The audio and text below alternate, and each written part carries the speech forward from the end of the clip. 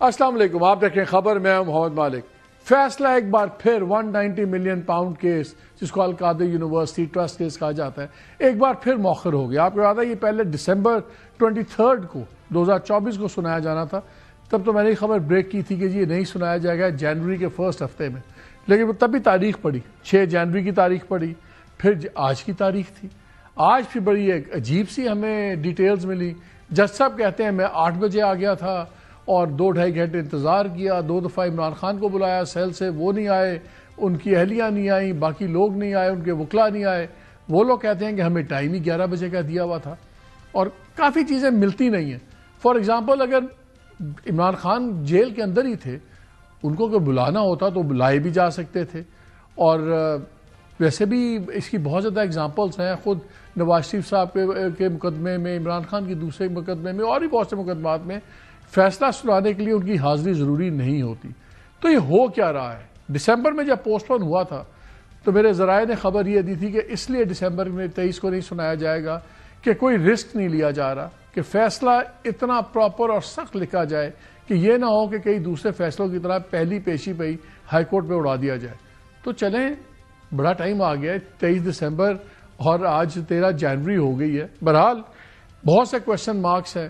P T I والے کہتے ہیں کہ یہ تاثر دینے کے لیے کہ ڈیل ہو رہی ہے، ڈیل کی بات نہیں ہے، فیصلہ سب کو یقین ہے کہ سزا ہوگی۔ اب یہ فرائیڈے کی تاریخ دی ہے انہوں نے 16 کی، کہ 16 کو سنایا جائے گا، اور 17 کو اور ایوری بڈی ایکسپیکٹس اے کنوکشن۔ اس سے کیا ہوگا؟ جو مذاکرات بھی اب طے ہو گئے اس ہفتے جمعرات کو، کیا اس پہ فرق پڑے گا؟ لیکن ساتھ ہی اسد کیسر صاحب نے ایک اور بڑی انٹرسٹنگ خبر ایک بریک کی ہے، انہوں نے اپنا تجزیہ دیا اپنے ٹویٹ میں یا ایکس پوسٹ پہ۔ انہوں نے کہا کہ جی حکومت نے 17 جنوری کو جوڈیشل کمیشن کا اجلاس بلایا ہے، جس میں ہائی کورٹ کے نئے ججز کی تقرری ہونی ہے۔ میری اطلاع کے مطابق، یہ اسد کیسر صاحب کلیم کر رہے ہیں، توشہ خانہ کیس میں عمران خان کو سزا سنانے والے ججز شاہ رخ ارجمند اور ہمایوں دلاور کو ہائی کورٹ کے نئے ججز بنانے کا امکان ہے، تاکہ سزا سنانے کے بعد اپیل بھی یہی ججز سنیں۔ حکومت عدلیہ کو متنازع بنانے پر تلی بھی ہے اور عدلیہ کا گلا گھونٹ رہی ہے۔ ابھی تو ہم سنتے تھے کہ سٹنگ ججز پہ اعتراض ہوتے تھے، اب تو یہ بھی شروع ہو گیا ہے کہ یہ آنے والے ججز کا بھی پہلے ہی بات ہو رہی ہے۔ یہ بڑی انٹرسٹنگ ڈیولپمنٹ ہوگی، دیکھنا ہوگا کہ واقعی ان کے خدشے کے مطابق یہ 2 ججز جو ہیں کیا ہائی کورٹ میں ایلیویٹ ہوتے ہیں یا نہیں ہوتے۔ کافی باتیں ہیں کہ کیا مذاکرات کا مستقبل کیا ہے۔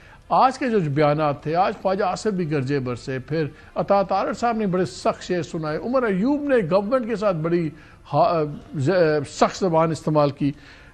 پوچھتے ہیں گورنمنٹ کہاں کھڑی ہے؟ ہمیں پروگرام میں یہاں جوائن کیا سینیٹر عرفان صدیقی صاحب نے، سپوکس پرسن بھی ہیں خاص طور پہ گورنمنٹ نیگوشیٹنگ کمیٹی کے، لیٹسٹ رول ہے، ویسے تو پارلیمنٹری لیڈر بھی ہیں، لیکن یہ بڑا ایک سینسٹیو تھا۔ انہوں نے بڑی پازیٹیو باتیں کی تھی شروع میں کہ باہر ہم نے یہ طے کر لیا کہ باہر جو بھی باتیں ہوں گی، باہر جو بھی عدالتی فیصلے ہوں گے، اس کا ہماری نیگوشیشن کمیٹی پہ اثر نہیں پڑے گا۔ پھر ہم نے دیکھا کہ گورنمنٹ نے نیگوشیٹنگ کمیٹی جو پی ٹی آئی کی تھی، ان کو بھی ملانے کو ایک پہاڑ بنا دیا۔ وہ روز ملتے کرتے تھے، ہم نے خان صاحب کو ملنا ہے، ہم نے مل کے آپ کو کاغذات دینے ہیں ریٹرن میں، کل ہو جائے گا، پرسوں ہو جائے گا۔ پھر جن کے اوپر ڈالا کہ رانا صاحب نے کہا کہ انہوں نے ملانا ہے، اسپیکر صاحب نے کہا میرا ملانا ذمہ داری نہیں ہے۔ پھر ایک ٹائم پہ عرفان صدیقی صاحب نے ایک دفعہ کہا کہ یہ تو انٹیریئر منسٹری کا ہے، پھر انہوں نے بھی بعد میں کہا کہ اسپیکر صاحب نے کرنا ہے۔ اونرشپ کوئی نہیں لے رہا ان تمام مذاکرات کی، and I am not surprise. Irfan بھائی بہت شکریہ ہمیں جوائن کرنے کا، لیکن میں چاہ رہا ہوں صرف تھوڑا سا، جو اتنی زہر آلودہ گفتگو ہو رہی ہے ہر طرف، یہ نیگوسیشنز کا کوئی مستقبل ہے بھی کہ نہیں ہے؟ سن لیں ذرا آج کی 2-3 بیان سن لیں آپ۔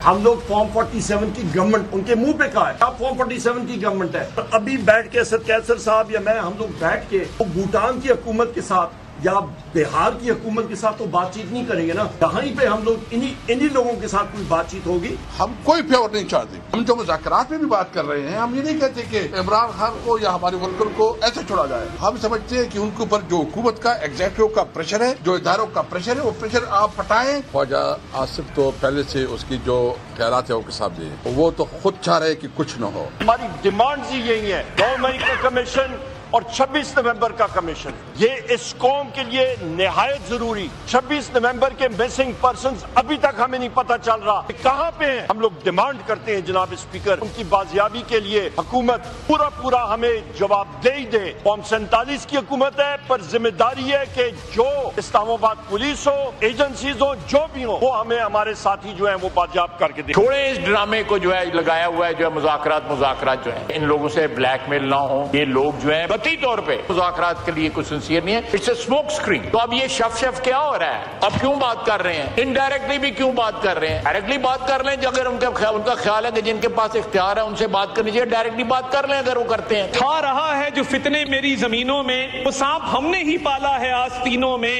کہیں سے زہر کا تریاق ڈھونڈنا ہوگا جو پھیلتا ہی چلا جا رہا ہے سینوں میں. قصوروار سمجھتا نہیں کوئی خود کو قصوروار سمجھتا نہیں کوئی خود کو. چھڑی ہوئی ہے لڑائی منافقینوں میں. یہ تو جھوٹا منافقت پہ مبنی بیانیہ ہے جس کے جواب میں کبھی لاشوں کا نمبر 1200 کبھی 12 ہے. عمران خان صاحب سے منسوب جو ٹویٹ سامنے آئے ہیں ان میں انہوں نے جو گفتگو کی ہے اس کے بعد میرا خیال ہے کہ یہ کوئی ایک لا حاصل ایکسرسائز ہوگی یہ مذاکرات جو ہیں.